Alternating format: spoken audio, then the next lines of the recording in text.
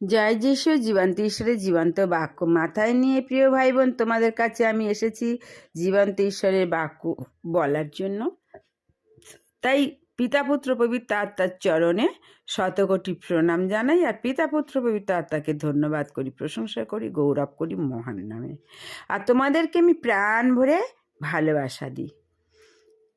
প্রিয় ভাই বোন, আজকের আমি একটা চিত্র দিয়েছি। এই চিত্র দ্বিতীয় চিত্র। এই চিত্রটা লক্ষ্য রাখো। মানুষ আজকাল বিভিন্ন জীবজন্তুর মতো শয়তানে পরিণত হয়েছে। সেই নিয়ে আমি আজকে তোমাদের কাছে বলবো যে এটি দেখো একজন অনুতপ্ত লোকের হৃদয়ের অবস্থা, যে ঈশ্বরকে অনুসন্ধান করতে আরম্ভ করেছে। এখানে স্বর্গদূতকে এক হাতে ঈশ্বরের বাক্যরূপ তরবারি নিয়ে দাঁড়িয়ে থাকতে দেখা যাচ্ছে। যে বাক্যের বিষয়ে লেখা আছে, ঈশ্বরের বাক্য জীবন্ত ও কার্য সাধক এবং সমস্ত দ্বিধার খড়গ অপেক্ষা তীক্ষ্ণ এবং প্রাণ ও আত্মা, অগ্নি ও মজ্জা এই সকলের ভেদ পর্যাপ্ত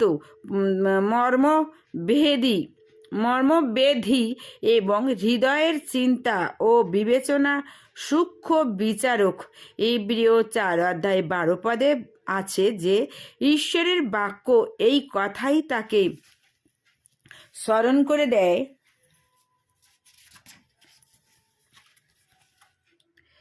স্মরণ করিয়ে দিচ্ছে যে পাপের বেতন মৃত্যু। রোমিও 6:23 বলে, এবং মানুষের নিমিত্ত একবার মৃত্যু ও তাৎপরে বিচার নিরূপিত আছে। এটা আমরা দেখতে পাবো ইব্রিয় 9:27। আর বিচারের পর অবিশ্বাসী ও পাপীদের স্থান হবে অগ্নি ও গন্ধকের প্রজ্বলিত হ্রদে। স্বর্গদূতের অন্য হাতে আছে একটি মাথার খুলি। এর দ্বারা তাকে মৃত্যুর বিষয় স্মরণ করিয়ে দিচ্ছেন। যে শরীরকে আমরা এত ভালোবাসি, যার জন্য এত পোশাক পরিচ্ছদের ব্যবস্থা, যাকে খাদ্যের দ্বারা এত তৃপ্ত করি ও বিভিন্ন সাজে সজ্জিত করি, যার অভিলাষ ও আকাঙ্ক্ষা পূরণ করার জন্য আপ্রাণ চেষ্টা করি, সেই দেহটি একদিন ধ্বংস হয়ে যাবে, কীটে তাকে খেয়ে ফেলবে। কিন্তু প্রাণ ও আত্মা দেহ থেকে বেরিয়ে অনন্তকাল অবিস্থিতি করবে এবং বিচার সিংহাসনে সম্মুখে তাকে একদিন উপস্থিত হতেই হবে। এখানে আমরা দেখতে পাচ্ছি এ লোকটি ঈশ্বরের বাক্য ও সুসমাচারে মনোযোগ দিতে আরম্ভ করেছে এবং তার প্রেমের কাছে অন্তর খুলে দিচ্ছে। পবিত্র আত্মা ও অন্ধকার ও পাপময় হৃদয়টিকে আলোকিত করতে শুরু করেছেন।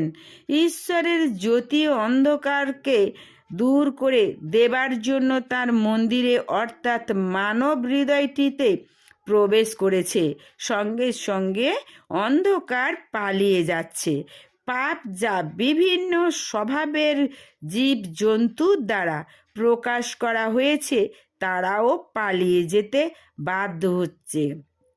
সুতরাং প্রিয় পাঠক, এই ছবিতে যেমন দেখা যাচ্ছে, ঠিক তেমনি প্রভু যিশুকে, যিনি জগতের জ্যোতি, তাকে আপনার অন্তরে প্রবেশ করতে দিন, যেন অন্ধকার ও তার কার্য সকল আপনার হৃদয় থেকে পলায়ন করে। যিশু বলেন, আমি জগতের জ্যোতি। যে আমার পশ্চাৎ আইসে, সে কোনো মতে অন্ধকারে চলিবে না। এটা আমরা দেখতে পাবো যোহন 8:12। আপনার হৃদয়ের অন্ধকারকে আপনার নিজের চেষ্টার দ্বারা, জ্ঞানের দ্বারা বা মানবীয় কোনো পদ্ধতির দ্বারা কখনোই দূর করতে পারবেন না। সব থেকে সহজ, নিশ্চিত দ্রুত এবং ফলপ্রসূ বা একমাত্র উপায় হচ্ছে প্রভু যিশুকে, সেই জ্যোতিকে অন্তরে প্রবেশ করতে দেয়া। তবেই পাপরূপ অন্ধকার দূরীভূত হবে। অন্ধকার রাতে চাঁদ ও তারা আমাদের কিছুটা আলো দেয়, কিন্তু সূর্য উঠলে অন্ধকার, এমনকি ওই ক্ষুদ্র আলোকমালাও অদৃশ্য হয়। প্রভু যিশু স্বয়ং ধার্মিকতার সূর্য।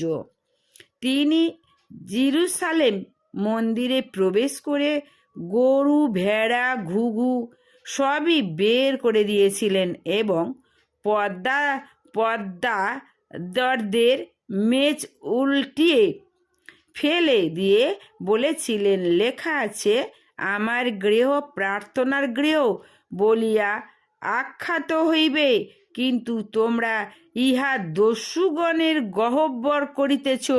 মথি 21:13 আছে, আপনার হৃদয় ঈশ্বরের গৃহ বা মন্দির হবার জন্য নির্দিষ্ট।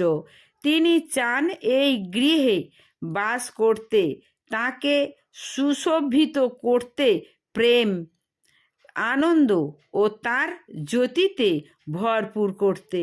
প্রভু যিশু যে কেবল আমাদের পাপ ক্ষমা করতে জগতে এসেছিলেন তা নয়, কিন্তু পাপের কর্তৃত্ব ও শক্তি থেকে উদ্ধার করে স্বাধীন বলে ঘোষণা করতে এসেছিলেন। পুত্র যদি তোমাদিগকে স্বাধীন করেন, তবে তোমরা প্রকৃত রূপে স্বাধীন হইবে। এটা লেখা আছে যোহন 8:36 জয় যিশু। তোমরা ভালো থেকো, সুস্থ থেকো। ঈশ্বরের আশীর্বাদ তোমাদের মাথায় পড়ুক। তোমরা সাবস্ক্রাইব দিও, কমেন্ট করো, শেয়ার করো, আমার ভালোবাসা দিও, আমাকে সাহায্য করো, কেমন? জয় যিশু, জয় যিশু, জয় যিশু।